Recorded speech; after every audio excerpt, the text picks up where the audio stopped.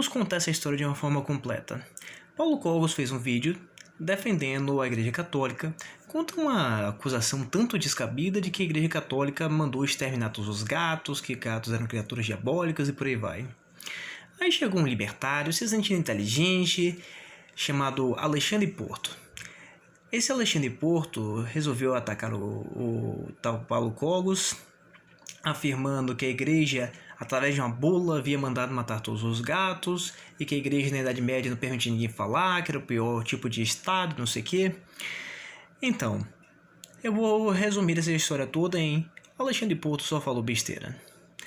Então, eu vou aqui desnudar para vocês um pouquinho sobre a Idade Média, sobre a Igreja Católica.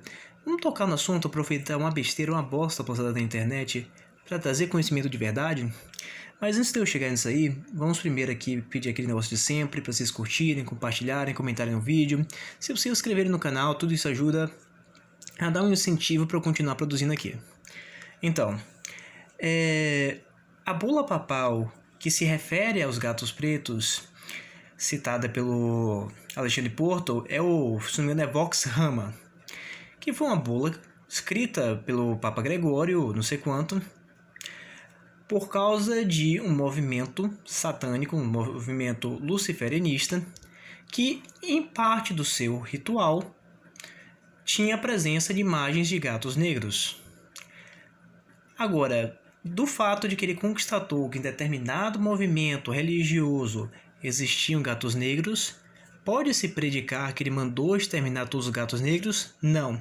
Se predica também o fato concreto de que existem evidências históricas de que houve esse tal extermínio dos gatos pretos? Não.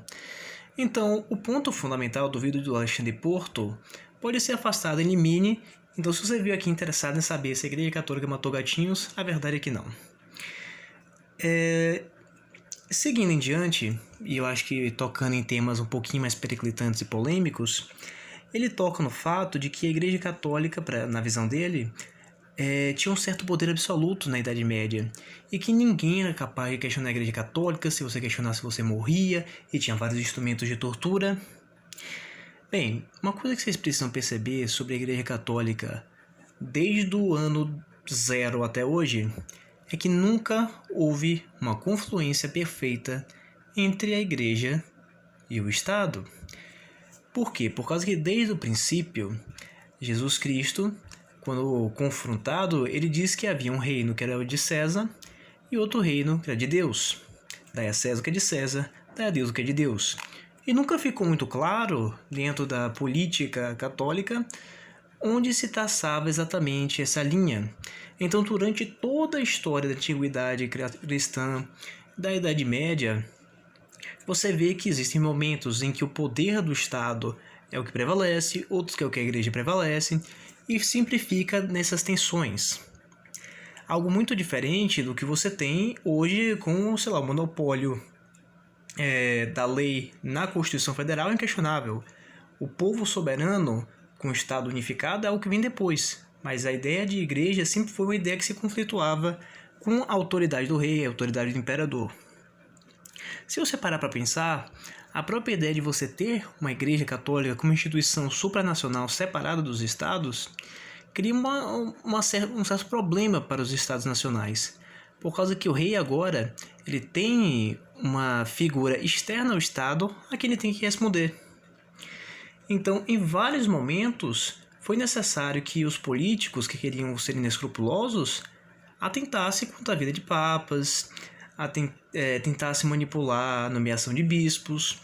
Nosso próprio imperador, o Dom Pedro II, ele impôs uma série de regulamentações aqui no Brasil para que se tivesse a nomeação de bispos e por aí vai. Então esse negócio da Igreja Católica ser a grande dominadora da Idade Média e que ninguém podia questionar a Igreja Católica é algo assim, francamente absurdo. Claro, você teve alguns momentos em que certos conflitos de natureza religiosa se tornaram violentos, sem dúvida. Mas você, quando está analisando isso, você está analisando 2000 anos de história. E 2000 anos de história em que não existia sequer os instrumentos suficientes para que a igreja impôsse uma doutrina unificada. Afinal de contas, você pensa ali num período em que você não tem a prensa escrita, em que você não tem comunicação em massa, que você manda um zap do Vaticano e ele chega no Japão em um segundo. Isso não existia, tudo era muito lento, tudo era dividido em instituições intermediárias, você tinha assim uma divisão muito clara ali entre os direitos e deveres da plebe, da nobreza, do clero.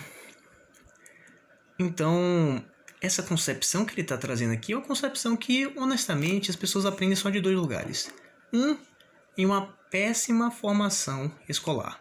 Nas escolas, muitas vezes tem aquele professor de ensino médio que ignorou o que ele aprendeu na universidade acerca da Idade Média e deu aquela versão resumida.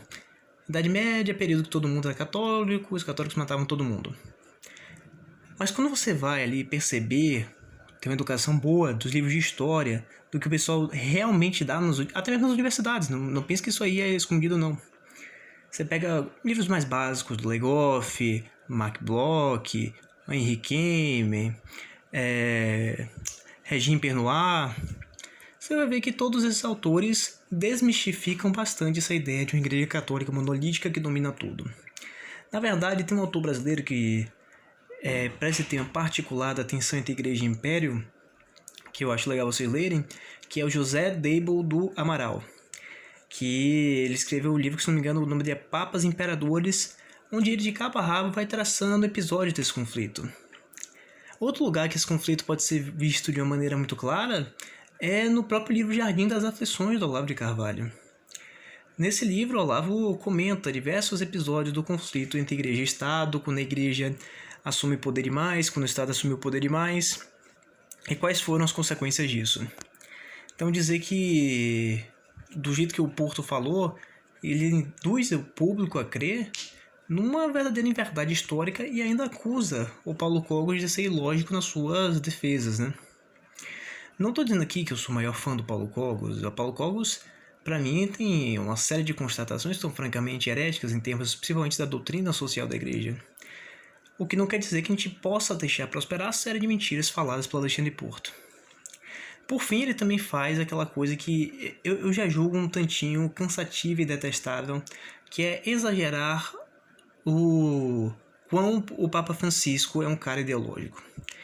Quem me acompanha aqui no canal sabe que eu já fiz alguns vídeos anteriores comentando sobre temas polêmicos de Francisco e mostrando que existe um grupelho de direita que faz um monte de exageros dizendo que Francisco é a pior coisa do mundo, mas eu não consigo condenar com isso quando eu vejo o que Francisco realmente faz. Não estou dizendo que ele está imune ao erro, mas no fundo a maioria das coisas que ele faz são bastante simples. Ele não deixou de condenar jamais o comunismo, tem condenações dele contra o marxismo em diversas oportunidades, tem condenações dele com relação ao aborto, tem uma série de declarações dele que certamente poderiam ser consideradas em pautas de direita, inclusive com muito mais intensidade do que às vezes políticos que ninguém duvida serem de direitas, como o Bolsonaro, não teriam a força para fazer. Por exemplo, quando o Papa Francisco chama aborto de nazismo de peliscas, nunca vi o Bolsonaro falar algo nesse nível, nesse tom. Então, quando a gente vai pensar, mas o Papa Francisco vai lá e aperta a mão de ditadores comunistas. Olha, Papa Francisco é um chefe de Estado. Da mesma forma que o Bolsonaro é um chefe de Estado. E Bolsonaro vai lá apertar a mão de Putin, vai apertar a mão do ditador da China, vai apertar a mão de um monte de pessoas, porque ele é um Estado tendo relações entre os Estados.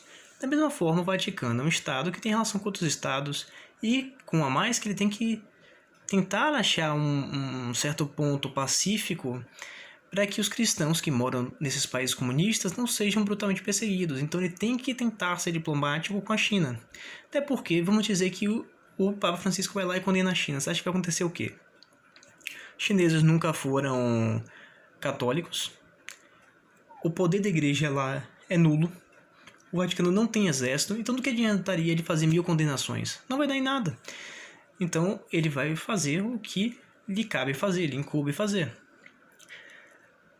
Então é mais ou menos por aí que eu gostaria de concluir o vídeo. Para mim, essas difamações da Igreja Católica como autoridade, como igreja totalitária, para mim são completamente descabidas e mostram, em fato, a grande incultura filosófica, histórica do Alexandre Porto.